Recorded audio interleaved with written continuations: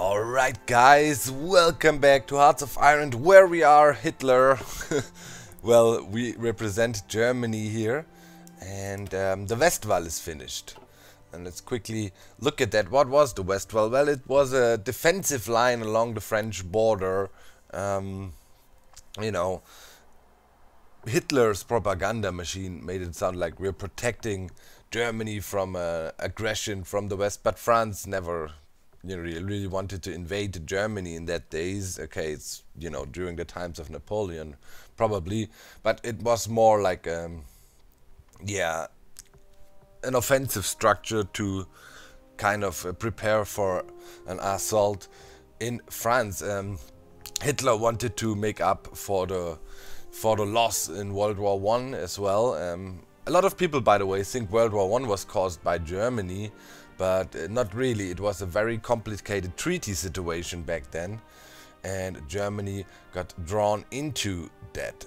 There was an assassination happening, and yeah, from there on, because of treaty situations, the World War unfolded. So let's do industrial effort, and yeah. First of all, I want to thank you guys for understanding what I'm trying to do here. I'm not trying to glorify, of course, what the Nazis did and be like, hey, yeah, let's change history, let's make it good. No.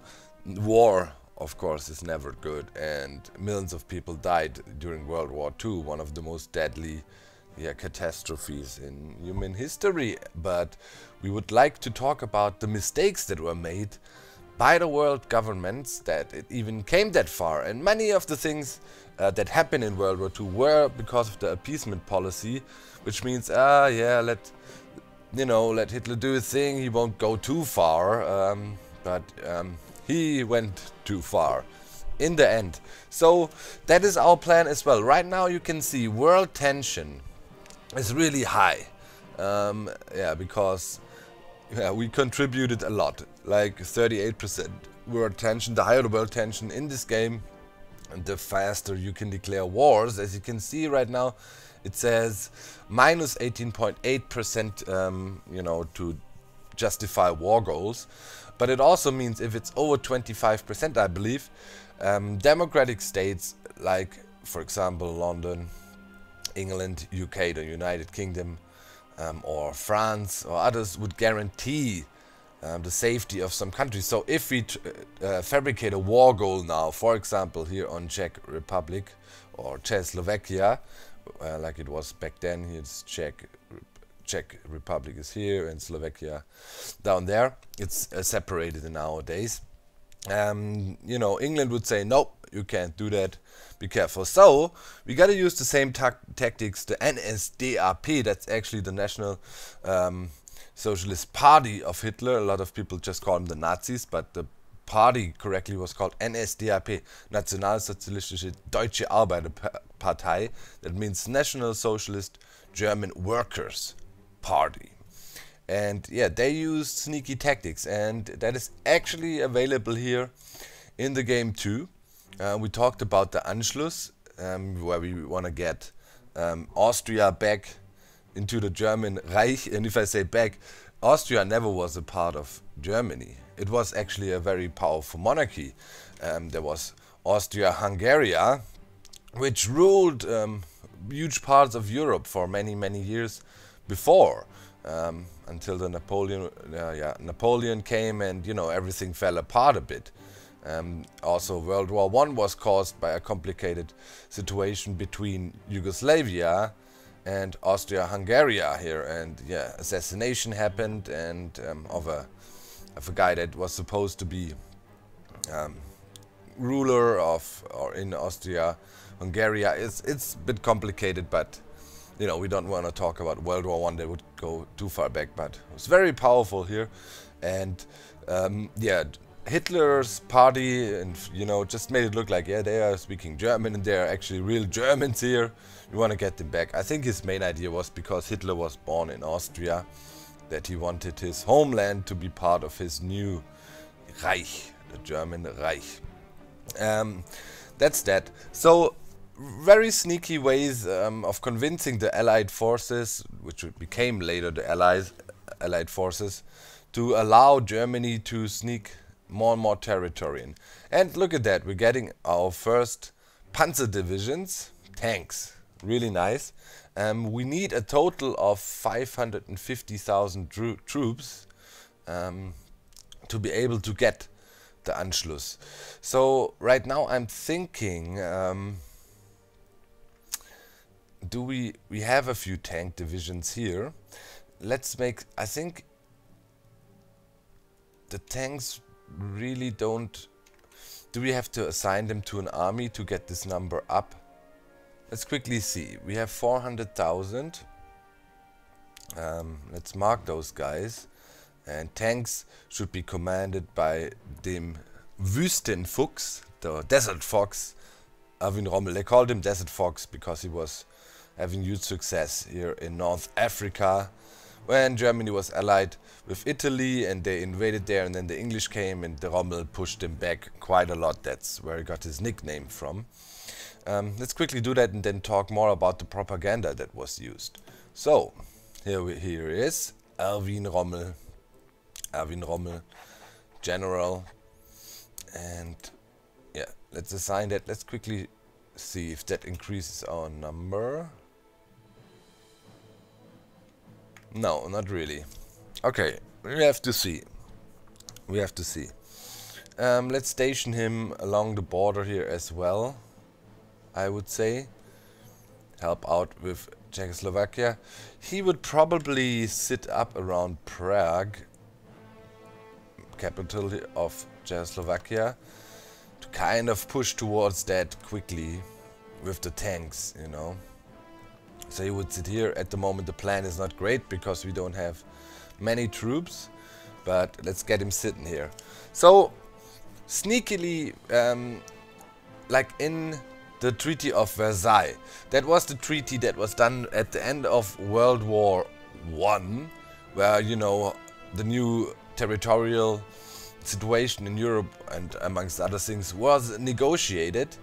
And actually this area here, this is Lithuania, with the capital of Kaunas, and this is the Memel, this river here. And yeah, in the old German national anthem, which is no longer used in our days, there is a quote saying from, or I'm gonna say it in German, von der Maas, just over here, in the Netherlands, Maastricht, which is around here. Von der Maas bis an die Memel. That means from this river to there, this is German territory. And actually this was part of Prussia. Here is East Prussia, Ostpreußen, and this area here also belonged to Germany. It actually went a bit further up.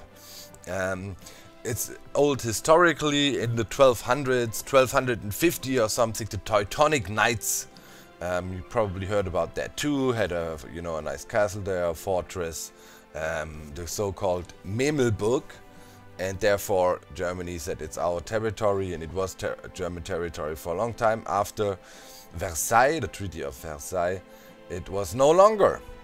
So yeah, in the old German anthem there is territorial demands. They say the Memel area is part of Germany too. So yeah, that is one thing that Hitler demanded. Also, of course, as I said, Austria, and just here in the border regions of Czechoslovakia, there is also a German minority living, die Sudeten, das Sudetenland, and yeah, that's also one of the things Hitler used, you know, really stretching it. How far can we take it and get old territories back, or new territories that never belonged to us, but we're gonna make it sound they always were. And that's how he did it, and he got away with quite a lot of stuff. So we researched our mobile warfare doctrine here. Elastic defense, you know, that makes us reinforce quicker, we get a max speed. Let's quickly look into our artillery situation. We should research interwar artillery, you know, get a better soft attack from our artillery. In the meantime, the industrialization progresses, and it's gonna be, you know, faster and faster. The more civilian factories we get, the faster we can build other factories, and as soon as we have those done, we're gonna crank out a lot of military factories. And we got more people in service. Yeah, we definitely need to get more armies going so we can quickly get our stuff done. Okay, so let's crank out some more infantry. I think that already counts. The manpower is already added up here. The tank divisions obviously don't have that much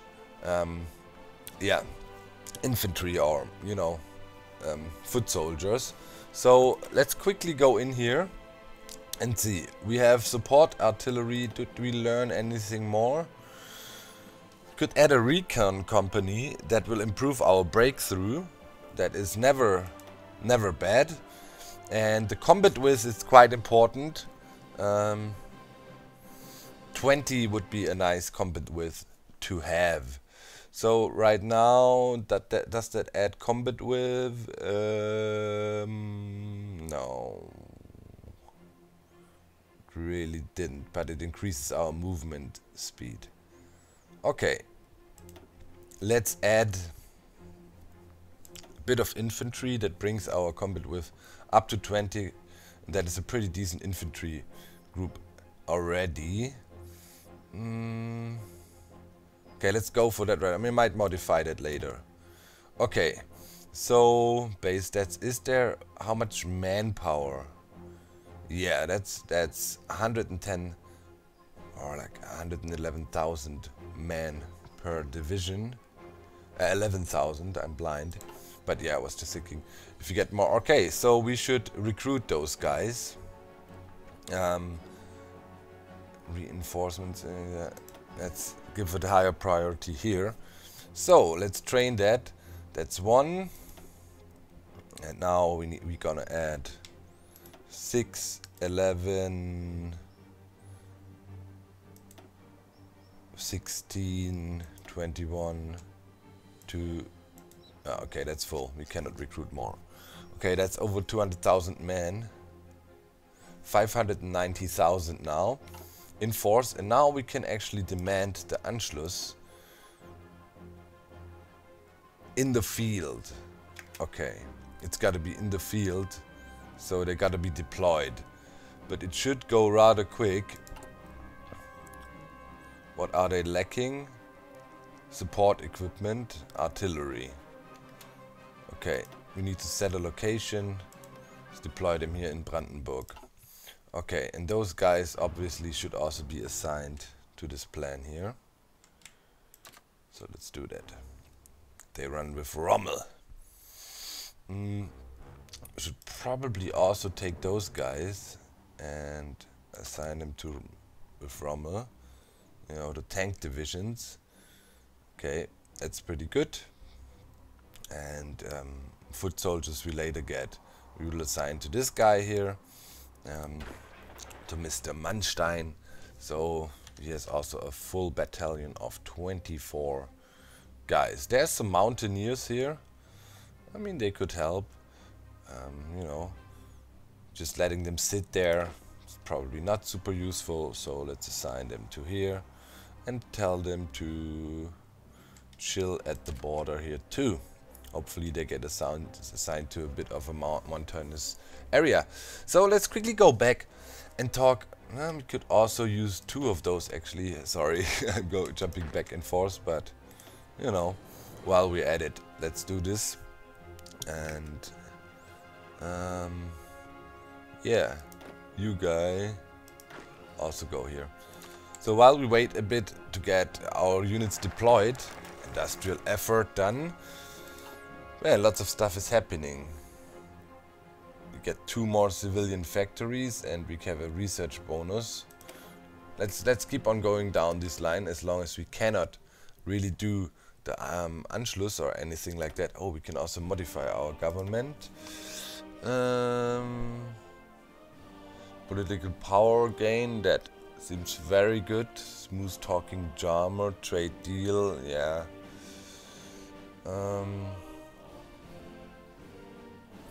Yeah, well, that's not that interesting. Let's quickly look. Prince of Terror.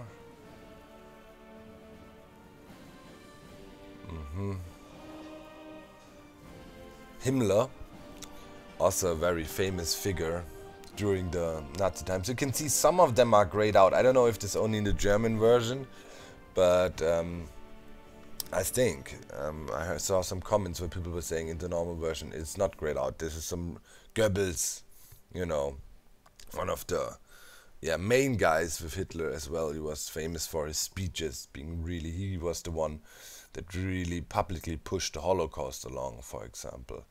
Hess is also a very old school Nazi guy that really helped Hitler on his way to power, and later on supported him massively as well. Himmler, he was the boss of the SS, you know, as bad as it gets, to be honest.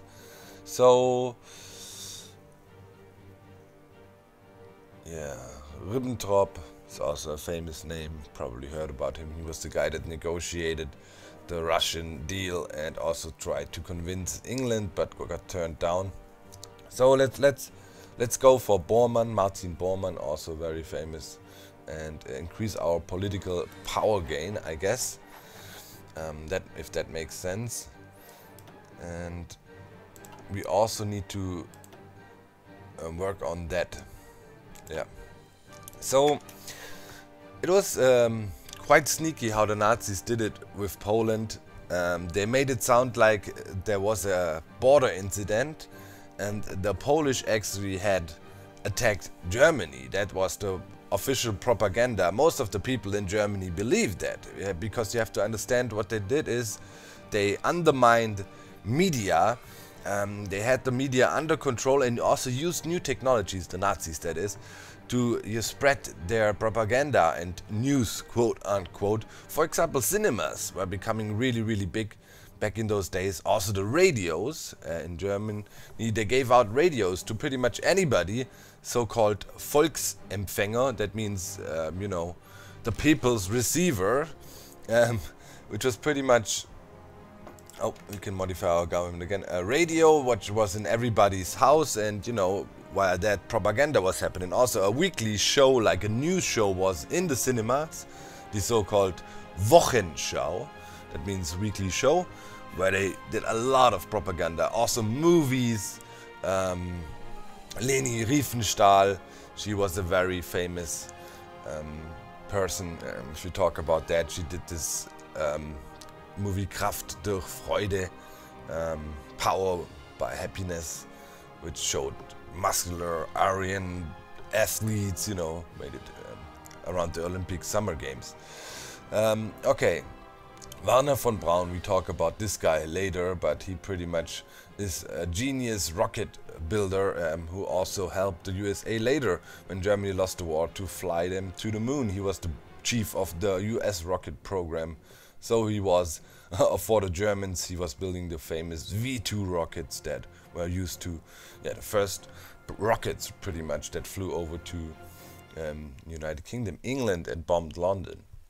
Okay, we have a Blitzkrieg series, close air, submarine, naval, mobile warfare.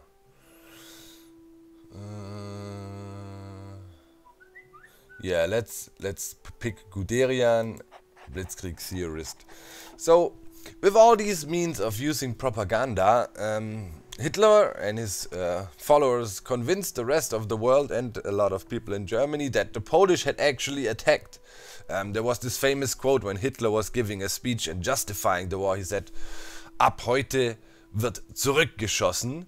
That means from today on we are shooting back, we are bringing Germany back on track, and we are shooting back, we're fighting back. Those Polish, they attacked us. It was a lie. It never happened. There was a lot of propaganda footage showing that incident, and they worked hard on it, and well, I guess the Allied forces didn't really fully believe it. They knew the intel, of course. They obviously also spoke to the Polish government, and for sure they knew we didn't do crap, the Germans attack. But, you know, it was good enough as a justification, and then with the appeasement policies of saying, yeah, let's just let them have it, you know, who cares about Poland, you know. I'm not saying that I don't care about Poland, I like Poland, I got a lot of friends there, but that's what they kind of made it sound like. Okay, well, it just happened, let him get away with it. Yeah, it worked, so Poland could be invaded, and pretty much nothing happened.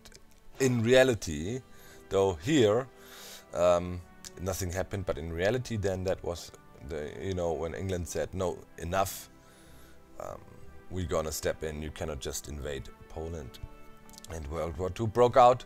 But before, you know, they let him have here Austria, they let him have Czechoslovakia or parts of it, and they let him have some areas up here, you know, and some areas. He always pushed the limit, and here we have the radio communication. He pushed the limits along, and eventually, yeah, okay, that's radar. Got his goals of expanding the German territory. Let's look at industry. Yeah, should probably work on that. Okay. So that was the appeasement policy. We've ended with the actual invasion of Poland, but this time around we pulled it off. So let's see how many. We have enough army in the field now.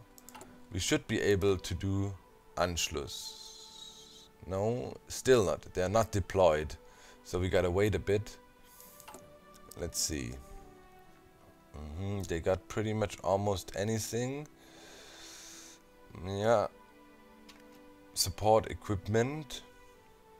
Let's look at that. Total needed 651. Okay, we need to get a few more units deployed. Dispersed industry is done, level 2 of it. So let's go for construction. That will speed up the reindustrialization of Germany, or yeah, our efforts to industrialize. Support weapons are done. This is slightly ahead of time, but I think we can do it. Yeah, let's do that. Improve our equipment for what we have right now. Then, you know, around 1939 or so, 8, we should look into improving our tank divisions as well. But first we need a good industry to be able to pull that off. So yeah, right now, as soon as we get more and more units in the field, we should be able to call for the Anschluss. Another tank division pops out here, and another one. Alright, that's good. Let's assign them here. Hey, you go here too. So that should be our next thing. After we got Anschluss, we want to have Czechoslovakia.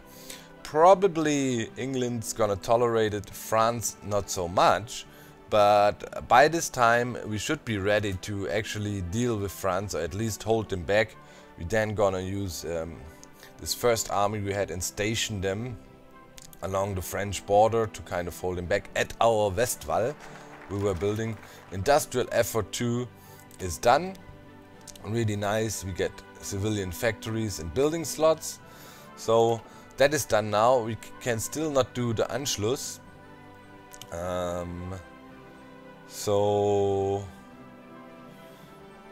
yeah, let's do army innovations here. For now we're gonna ignore the naval innovations, but we might do it as a time filler if we cannot do Anschluss. Oh yeah, the Hindenburg disaster. You probably know about that as well. You know, the Zeppelins, blimps. Germany made them and, you know, used them to fly transatlantic to the United States. Talking about the United States, let's see how our fascist propaganda is doing over here. 30%.